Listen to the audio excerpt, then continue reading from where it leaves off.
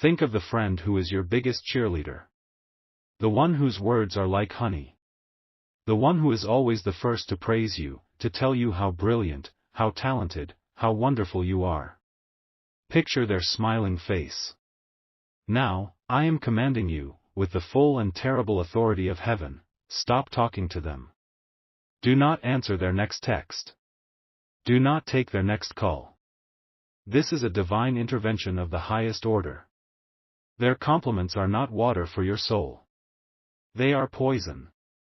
And with every sweet word, they have been planting a dark seed of dependency deep inside your confidence. My child, you have felt it, have you not?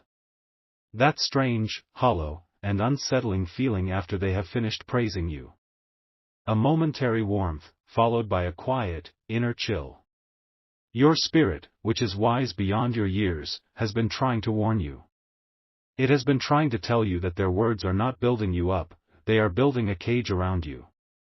A beautiful, comfortable, and gilded cage made of validation and praise, but a cage nonetheless. A cage that is designed to make you utterly and completely dependent on them for your own sense of self-worth. The seed has been planted. And with every compliment, every word of flattery, it has been watered. It has been growing in the secret, dark soil of your own insecurities. And it is now ready to sprout. At this very moment, 4:47 p.m. on this Saturday afternoon in Darbhanga, Bihar, and at every corresponding second across the globe, the final, insidious roots are taking hold in your spirit. And at the stroke of midnight tonight, the seed will sprout. And when it does, your confidence will no longer be your own. It will belong to them. You have only the hours of this evening left to perform a sacred and necessary spiritual weeding, to uproot this poison before it chokes out the beautiful garden of your own sovereign soul. The scoffers, the naive, the ones who are so addicted to validation that they would drink poison if it was served in a golden cup, they will fall into this trap.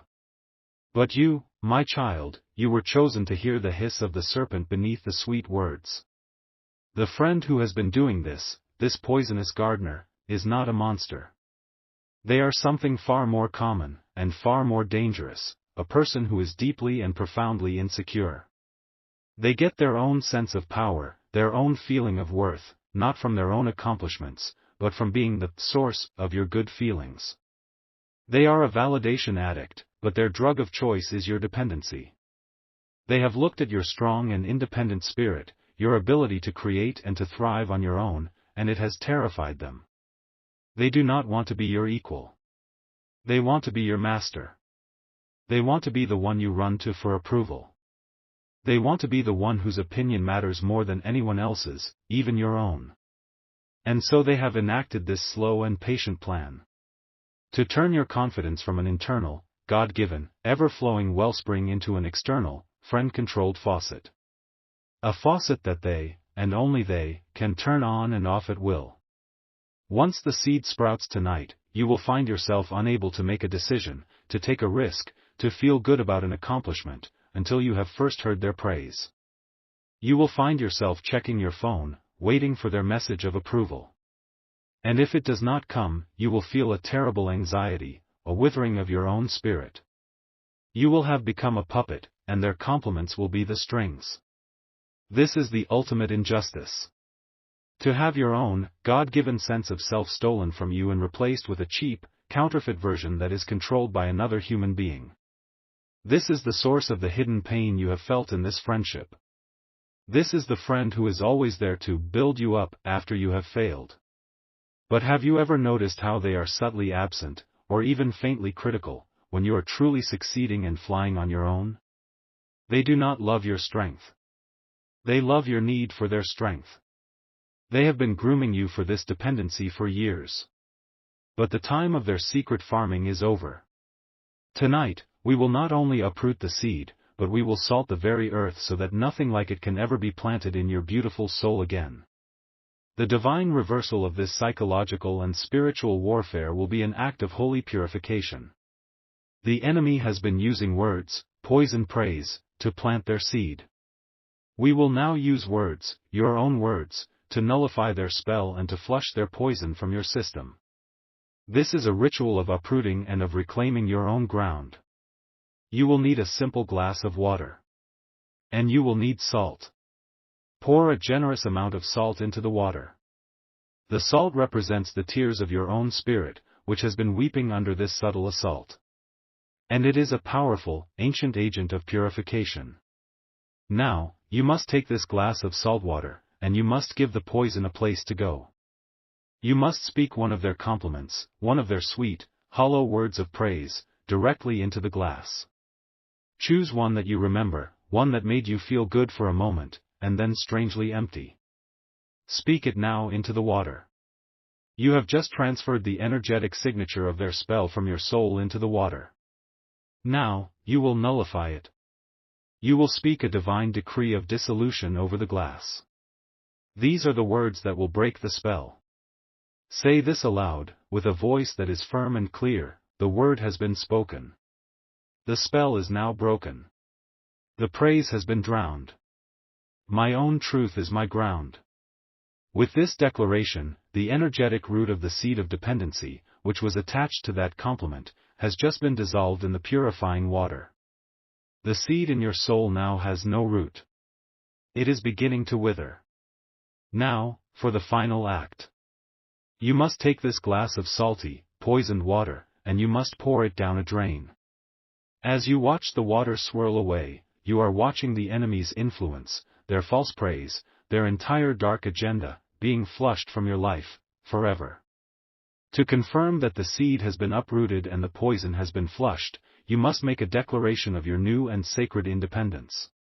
You must type these words with the power of a soul that is its own and only source of validation: I am my own firm ground. Do it now. The weeding is complete. Stop. Do not pour the water. The seed is a lie. The compliments are not the poison. My child, listen to me now, for I have just been shown the true, and far more audacious, nature of this crime. The compliments are the blindfold. They are the misdirection. What I am about to tell you is for those who are still here, for those who are ready to see the magician's other hand. Take your own hand and place it on your stomach, on your gut. That is the true center of your knowing. Your intuition. Have you noticed how it has felt tight, or queasy, or anxious after you have spoken with this friend, even after they have praised you? It is because your gut, your spirit, has been screaming the truth at you, a truth your mind, which was so enjoying the praise, refused to hear. Here is the secret within the secret. Your friend is not trying to make you dependent. That is a secondary benefit for them. Their true goal is far more tangible. They are using their compliments, their endless praise, as a smokescreen, as a brilliant and loving disguise to hide what they are actually doing. While your mind is distracted, basking in the warm glow of their validation, their spirit is picking your pocket. They are a thief of opportunities. They are not planting a seed of dependency. They are stealing the seeds of your harvest. The compliments are the beautiful assistant that the magician uses to draw your eye, while his other hand performs the trick. And the trick is this: they are subtly and skillfully stealing your blessings. And tonight is the night of their greatest heist. There is a huge, life-changing opportunity that has your name on it. A promotion, a contract, a relationship, a breakthrough. It is in the spiritual pipeline, and it is rushing toward you. And your friend knows it. And their compliments have been a long, slow campaign to keep you happy, docile, and, most importantly, distracted, so that you would not notice them stepping in front of you in the divine line. So that you would not notice them rerouting your blessing to their own address. The sprouting at midnight is not the sprouting of a seed of dependency in you. It is the moment that your opportunity, your blessing, will be officially and permanently diverted and delivered to them. We must now do more than uproot a seed. We must stop a grand theft that is already in progress. Because you have waited, because you have listened, you now see the magician's trick. You were watching the beautiful assistant, the compliments, while they were stealing the watch from your very wrist. And now, my child, we are going to get your watch back. The signs of this theft will now become painfully obvious to you. The very next communication you receive from this friend, and it will be soon, will contain their signature pattern. It will begin with a glowing compliment, a piece of praise. And it will be followed, immediately, by a subtle ask, a mention of their own struggles, a story about their own lack. The pattern is this: praise, then take. Give with one hand, to create an opening, and then take with the other. You will see it now with crystal clarity. Next, the very opportunity you have been waiting for, the one that felt so close, will suddenly seem to be delayed. You will hear a rumor that it is in jeopardy. You will feel a sense of uncertainty around it. This is a spiritual sign that the diversion is already in progress. The blessing is not lost yet. But it is, at this very moment, being rerouted. Now we must act. We must cancel the transfer. We must place a divine and unbreakable claim on what is yours. This is a legal declaration in the court of heaven that will freeze the fraudulent transaction and flag it for divine audit. You must type with the full and righteous authority of a soul who is the sole and rightful recipient of their own blessings, "My blessing has my name on it." As you type these words, a heavenly injunction is being issued. A hold is being placed on the transfer. The enemy's spiritual bank account is being frozen. The theft is being stopped, dead in its tracks.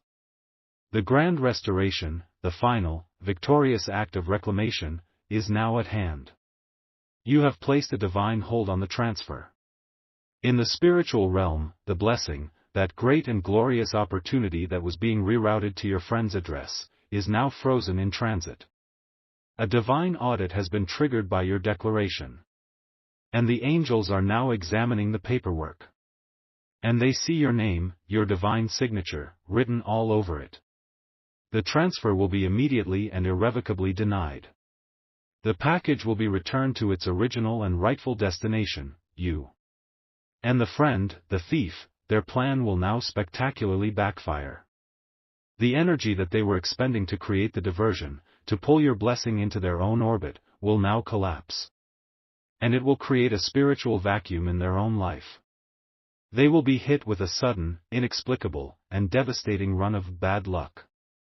An opportunity of their own will suddenly vanish. A source of their own income will suddenly dry up. The very lack they were trying to escape by stealing from you will now be magnified in their own life 100-fold. They will be left with nothing but their own emptiness, and the bitter taste of their failed and exposed crime. And you, my child, your blessing, now released from the attempted theft, will come rushing toward you with an accelerated and unstoppable force. It will arrive sooner, and in a greater form, than you had ever imagined. Before this night is over, you will receive a clear and undeniable confirmation. An email. A phone call. A message. The news you have been waiting for. The opportunity will not just be secure, it will be yours, fully and completely. The doubt will be gone. The delay will be over. Your season of harvest has just begun. This is my divine justice. Ask Chloe, a young songwriter from Nashville, Tennessee. Her biggest fan and best friend was a fellow musician who was always, constantly, praising her brilliant songwriting. Chloe was in the final running for a major record deal, a deal that was, almost, hers for weeks. She received this message. That very afternoon, her friend texted her, "You are the most brilliant writer I know. I'm so proud of you. By the way, my car just broke down, and I don't know how I'm going to pay for it." Chloe saw the pattern. Praise, then lack. Her heart pounding, she typed the declaration. That evening, at 11 p.m., she got an unexpected and frantic call from her lawyer. He said, "I don't know what happened, but there was some kind of mix-up with the other finalist. It's all cleared up. The deal is 100% yours. We sign tomorrow." She later learned that her friend had been secretly submitting her own, inferior songs to the same executives, trying to use her closeness to Chloe to steal the spot. Do you see? When you claim what is yours, the thief is left with empty hands. It is your turn. You know someone who is being blinded by the flattery of a false friend. Someone who is being praised into a state of paralysis while their own blessings are being stolen from under their nose. You are their divine auditor. You are their warning. Send this message to them now. You are not just sending a video. You are sending them the claim form to their own stolen property. Now, a final task. You must listen to this message one more time. The first time, you listened as the flattered victim. The second time, you will listen as the wise and wealthy sovereign. But I have hidden a secret for you. There is one, single, solitary compliment that I have given you in this entire message. The rest has been warning, and strategy, and instruction. But there is one, pure, and true compliment. Your soul will recognize it when you hear it again. That is the only validation you will ever need. It is the truth of who I say you are. Let that one, true word be the foundation upon which you rebuild your own unshakable confidence. The first listen was for the battle. The second is for your true coronation. The thief is exposed. The blessing is secured. To declare that your worth comes from me and me alone, and that your blessings are not for sale and not for theft, you must seal your victory now. Let all the realms, seen and unseen, hear your final decree. Type, I am already chosen.